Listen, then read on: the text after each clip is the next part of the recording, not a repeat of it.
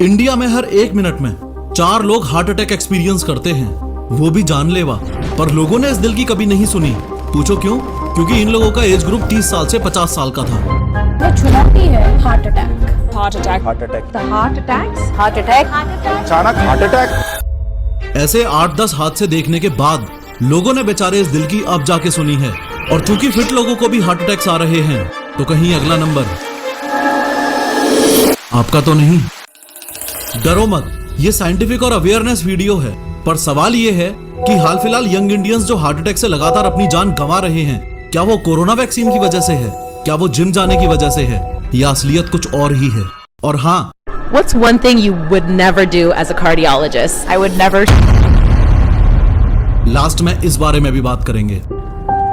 सबसे पहले medical 3D animation से समझो कि हार्ट अटैक होने पर एग्जैक्टली कौन सी नस में क्या हो रहा है। देखो, ये आपका हार्ट यानी दिल है और इसका काम है न्यूट्रिएंट्स और ऑक्सीजन रिच ब्लड को पूरी बॉडी में सप्लाई करना। और सप्लाई कैसे करेगा? इस तरीके से ब्लड को पंप करके। ये कुछ ऐसा ही है जैसे आपके घर में लगी हुई वाटर मोटर पानी को पंप करके ऊपर टंकियों में चढ़ाती है। खैर, आपके हार्ट का ये left ventricle main pumping chamber है। जब ये ऐसे कॉन्ट्रैक्ट करता है यानी पिचकता है, तो ब्लड इस एओर्टा से होता हुआ आपकी बॉडी में चला जाता है। ये एओर्टा और कुछ नहीं, बस लार्ज आर्टरी है। आसान भाषा में कहूँ तो आपके दिल से जुड़ा हुआ एक पाइप है जो आपकी बॉडी में खून भेजता है। मुद्दे की बात यह है कि एओर्टा से कनेक्टेड हैं ये कोरोनरी आर्टरीज जो वापस आपके हार्ट से जुड़ी हुई हैं। और आपके दिल ने जस्ट अभी जो ब्लड पंप किया था, वो ही न्यूट्रिएंट्स और ऑक्सीजन रिच ब्लड वापस इन कोरोनरी आर्टरीज से आपके हार्ट तक पहुंचेगा और आपके हार्ट मसल्स को हेल्प करेगा ना फंक्शन करने में। अरे, घर में जो मोटर लगी है वो तो भाई बिजली से चल रही है और पानी को टंकी में भेज रही है, लेकिन हार्ट तो बिजली से नहीं चलेगा। तो इसके पंपिंग मैकेनिज्म को मेंटेन करने के लिए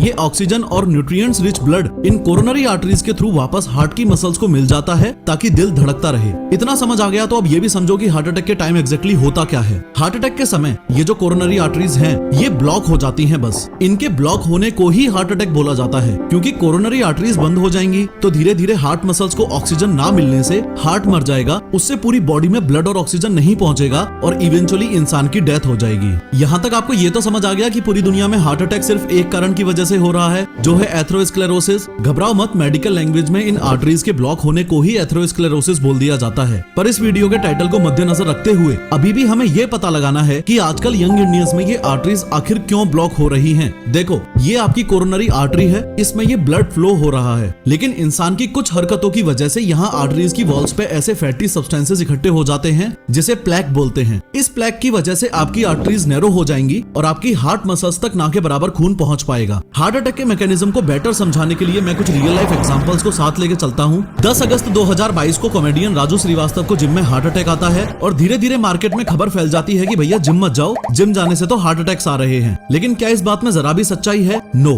तो राजू श्रीवास्तव सर को जिम में हार्ट अटैक क्यों आया? ध्यान से समझो। कोई भी इंसान जब जिम में वर्कआउट करता है तो उसकी बॉडी में ब्लड तेजी से पंप करता है और प्रिस्क्राइब्ड लिमिट को क्रॉस करके हाई इंटेंसिटी वर्कआउट करने पर ये जो आर्टरीज की वॉल्स हैं, ये रप्चर हो सकती हैं और कुछ इस तरीके से प्लेक इन आर्टरीज को ब्लॉक कर देगा, जिससे हार्ट मसल्स तक ऑक्सीजन ना पहुंच पाने से हार्ट बीट करना बंद कर देगा। तो क्या इसका मतलब ये हुआ कि आप जोर लगा के एक्सरसाइज करोगे तो आपकी आर्टरीज भी रप्चर हो जाएंगी और आपको भी हार्ट अटैक आएगा? नो। तो क्या इसका मतलब ये हुआ कि ऋतिक रोशन और जॉन अब्राहम का ट्रेनर क्रिस ग्रेथिन जब कहता है कि लास्ट रैप में अपनी पूरी जान डाल दो तो वो गलत है? No. And so I would train to absolute failure, meaning that I couldn't do one more rep, even if my life depended on it, around 50 repetitions.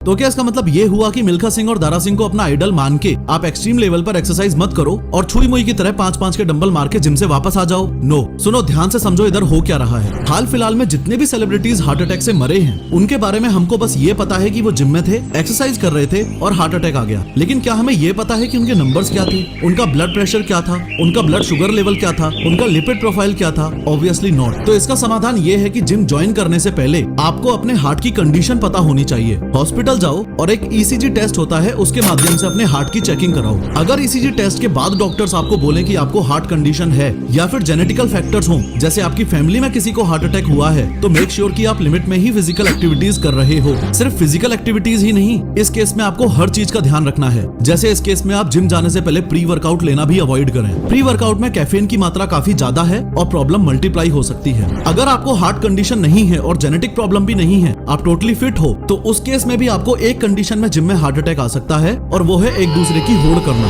Gym में घुसते ही आपने देखा राइट साइड में दोस्त इंटेंस वर्कआउट कर रहा है, left side में क्रश वर्कआउट कर रही है और अपनी मर्दानगी साबित करने के लिए आपने 40-40 के डंबल्स उठाए और सीधा इंक्लाइन डंबल बेंच प्रेस पर ले लिए। इस बेवकूफी भरी हरकत से आपकी हार्ट मसल्स पर अनएक्सपेक्टेड लोड आएगा और आर्टरीज के वॉल्स के रप्चर होने के चांसेस बढ़ेंगे। वो इसलिए क्योंकि जिम में घुसते ही क्या आपने स्ट्रेचिंग की? नो। क्या आपने वार्म अप किया? नो। अगर इंटेंस वर्कआउट कर रहे हो तो अपनी बॉडी को उसके लिए प्रिपेयर तो करो। आर्टरीज ब्लॉक होने से हार्ट अटैक हो रहे हैं और हार्ट कंडीशन ना हो तो जिम जाने से हार्ट अटैक्स नहीं आते। ये दोनों बातें आपको अच्छे से समझ आ गई। इस वीडियो में लास्ट बस अब हमको ये समझना है कि यंग इंडियंस में कोरोनरी आर्टरी में ये जो फैटी सब्सटेंसेस और कोलेस्ट्रॉल यानी प्लेक इकट्ठा हो रहा है, इसको कैसे रोकें। अगर इसका समाधान मिल जाए तो हार्ट अटैक की टेंशन खत्म। खैर देखो, डॉक्टर्स का कहना है कि कोरोनरी आर्टरीज में इस प्लेक के पीछे 3 चीजों का हाथ है। मेरी टेबल पे रखी ये तीनों चीजें आप देख रहे हो। न्यूट्रिशनल लैंग्वेज में इनको 3 व्हाइट पॉइजंस बोला जाता है और टेंशन की बात यह है कि ये हमारी ईटिंग हैबिट्स का अहम हिस्सा बन चुकी हैं। और ये तीनों चीजें हैं सॉल्ट यानी नमक, रिफाइंड शुगर यानी चीनी और तीसरे नंबर पे है मैदा। एक स्टडी सजेस्ट करती है कि किसी भी कंडीशन में एक इंसान को एक दिन में 5 ग्राम से ज्यादा नमक नहीं खाना चाहिए। लेकिन बैड न्यूज ये है कि रिपोर्ट्स के अनुसार इंडियंस ऑन एन एवरेज एक दिन में 11 ग्राम सॉल्ट खा रहे हैं, जो कि प्रिस्क्राइब्ड लिमिट के दुगने से भी ज्यादा है। सिमिलरली प्रोफेशनल सजेस्ट करते हैं कि किसी भी कंडीशन में एक इंसान को एक दिन में 30 ग्राम से ज्यादा चीनी नहीं खानी चाहिए। हाँ, 30 ग्राम तो हम 2 बार की चाय में निपटा देते हैं। और रही बात मैदा की, तो मैदा तो लिटरली आपके डाइजेस्टिव सिस्टम में चिपकता है। न्यूट्रिशनल लैंग्वेज में मैदा को ग्लू ऑफ द गट बोला जाता है। कारण यह है कि मैदा में कोई न्यूट्रिशनल और फूड वैल्यू तो है नहीं, क्योंकि इसकी प्रोसेसिंग के टाइम फाइबर्स तो निकाल लिए जाते हैं। इसे खाते ही जाके ये आपके इंटेस्टाइन में चिपकेगा, आपके डाइजेस्टिव सिस्टम को स्लो डाउन करेगा वो अलग, और फैट बढ़ाएगा वो अलग। अरे मैदा तो फिर भी प्योरली कचरा है। आयुर्वेदा में तो ये तक भी मेंशन्ड है कि रेगुलर बेसिस पर तो व्हाइट राइस और गेहूं भी नहीं खाना चाहिए, क्योंकि इनके भी रेगुलर कंजम्पशन से मेद रोग और ओबेसिटी बढ़ने के फुल चांसेस रहते हैं। इस पॉइंट को बायोलॉजिकली आप ऐसे समझो कि जब आप शुगर पर्सनली पूछते हो कि मैं इस बात पर कितना भरोसा करूंगा, तो मेरा आंसर है रत्ती भर भी नहीं। ये $1 बिलियन मेडिकल इंडस्ट्री के